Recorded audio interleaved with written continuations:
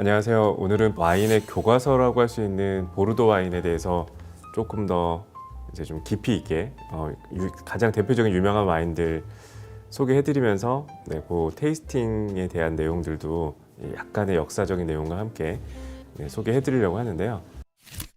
저희가 그랑크루라는 단어는 너무 유명해서 보르도와 그랑크루라는 단어는 이렇게 분리해서 생각하기 어려울 정도로 보르도 와인이 전 세계적으로 유명해지게 된 가장 성공적인 마케팅 사례였죠.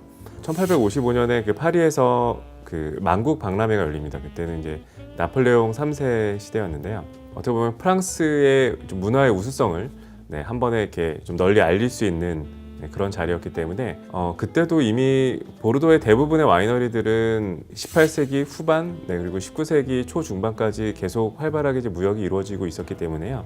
그 운반 수단이 굉장히 한정되어 있잖아요. 그러니까 생산자들이 그 와인의 유통까지는 신경 쓸 수 없는 시대였기 때문에 그 유통을 책임지는 이제 중개 상인들의 힘이 굉장히 막강했습니다. 그래서 중개 상인들이 거래하던 이제 그 가격과 그 와이너리 그 보통 이제 샤또르 구분이 되는 그 와이너리에 대한 이제 평판, 그 평판이라는 곳 이제 와인의 그 퀄리티, 와인의 품질하고도 이제 같이 직결되는 얘기겠죠.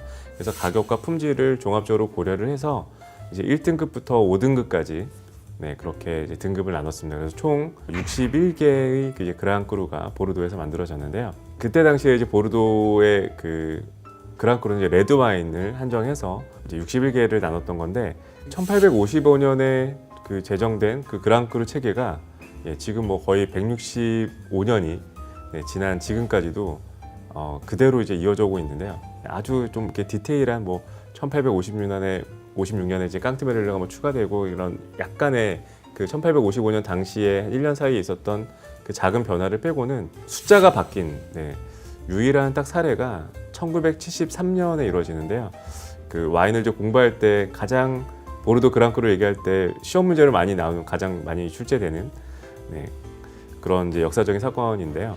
우리가 지금 너무 익히 알고 있는 보르도 1등급 가장 대표적인 5가지의 보르도 1등급 그 와인들이 1972년까지는 4가지였습니다.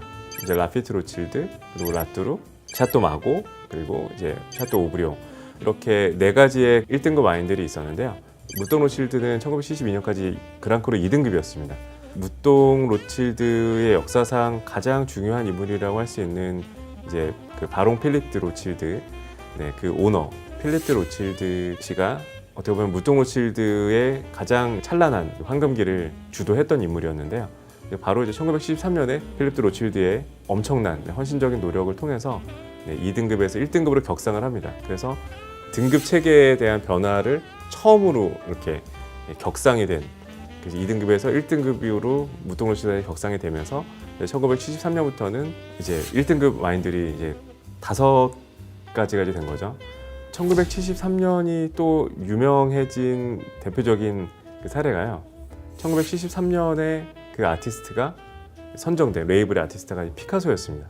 하지만 그 1973년의 빈티지가 보르도는 가장 안 좋은 해 중에 하나입니다. 그래서 컬렉터 분들은 그 레이블 때문에 1973년 그 무똥 로칠드를 구매하시는 경우가 종종 있는데요. 와인 애호가들의 입장에서는 굳이 아무래도 무똥 로칠드는 1등급의 역사가 상대적으로 다른 그 샤또에 비해서 조금 이제 짧잖아요. 그렇다 보니까 1등급 와인으로 가장 널리 알려져 있는 거는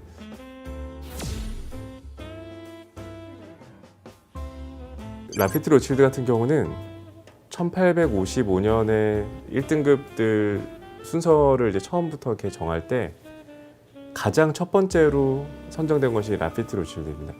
1234년에 그 공보 라피트라는 이제 성을 이제 딴 이제 이름이어서 1855년까지는 그냥 라피트라는 샤도 라피트라는 이름이었습니다. 누구나 한 번쯤은 들어봤을 가문의 이름이죠. 로스차일드라는 가문이 이제 그 1868년에 그 라피트를 이제 인수를 하면서 이제 라피트 로칠드가 되는 거죠. 로칠드는 이제 로스차일드의 이제 프렌치식의 발음이기 때문에 이제 라피트 로칠드라고 이제 주로 발음을 하는데요. 그래서 이제 1868년부터 이제 라피트 로칠드는 더 이제 황금기를 누리게 됐고, 라피트 로칠드가 그 선정이 됐을 1855년에 순서가 그때 당시에는 샤토 라피트 로칠드, 그 다음에 샤토 마고, 그 다음에 샤토 라뚜르, 마지막으로 이제 그 메독이라고 이제 하는 가장 이제 보르도의 그 중심 지역에서 거의 이제 60개의 그랑크루까지 다 만들어지는데요. 딱 하나 남쪽으로 좀 떨어져 있는 그라브 지방에서 하나의 와인이 1등급으로 선정이 되는데 그게 바로 이제 그 샤토 오브리옹이라는 와인입니다. 그래서 그때 당시 4가지의 1등급이 선정이 됐을 때는 이제 오브리옹이 가장 마지막에, 어떻게 보면 그때 당시에 가격 순서가 그렇게 돼 있었던 거였죠. 그때 당시에 라피트가 샤토 오브리옹 가격의 거의 2배 이상의 가격을 형성을 했었거든요. 그래서 보르도 경매의 역사를 바꿨던 것도 다 이 라피트 로칠드가 지금까지도 정말 이렇게 경이로운 가격대의 와인들을 다 라피트 로칠드에서 기록을 갖고 있는데요.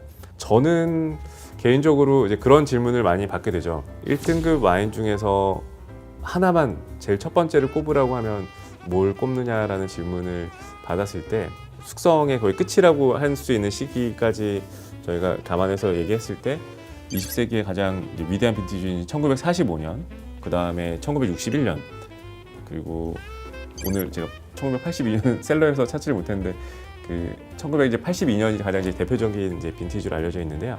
그러한 대표적인 빈티지들을 거의 빠짐없이 이렇게 다 테이스팅을 해본 결과 저 같은 경우는 샤토 라뚜르를 1등급 중에서는 가장 첫 번째로 꼽았었습니다. 그러니까 제가 가장 잊을 수 없는 또 한번 해볼 수 있을까라고 싶을 정도로 꿈의 테이스팅이라고 할 수 있는 호리젠탈 테이스팅이라고 해서 빈티지를 맞춰갖고 같은 이제 지역의 와인들을 쭉 테이스팅하는 것을 보통 이제 호리젠탈 테이스팅이라고 하는데요. 그런 호리젠탈 테이스팅을 저 같은 경우 이제 1959년 5가지, 그리고 1961년 5대 샤토, 그리고 1982년 5대 샤토를 다 한 자리에서 이렇게 테이스팅을 해봤었는데요.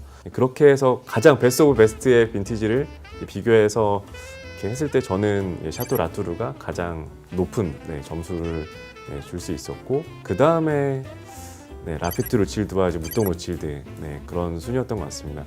로버트 파커도 1980년대 이전에 라피트 로칠드에는 굉장히 좀 혹평을 많이 합니다. 정확하게 샤토에서 그 이유를 밝히지 않기 때문에 여러 가지 추측만 할 수 있는 그런 상황인데, 실제로 1945년 라피트 로칠드와 1961년 라피트 로칠드는 보통은 이제 바틀 베리션이라고 하는, 이게 내가 지금 오픈한 바틀이 정말 최상의 바틀이 아닌가라고 해서 나중에 마시고 나서 이렇게 비교를 해봤었는데, 라피트 로칠드는 확실히 이 45년과 61년 빈티지는 그 다른 기존의 그 1등급 와인에 비해서는 좀 상대적으로 좀 이렇게 떨어지는 모습을 많이 보였고요.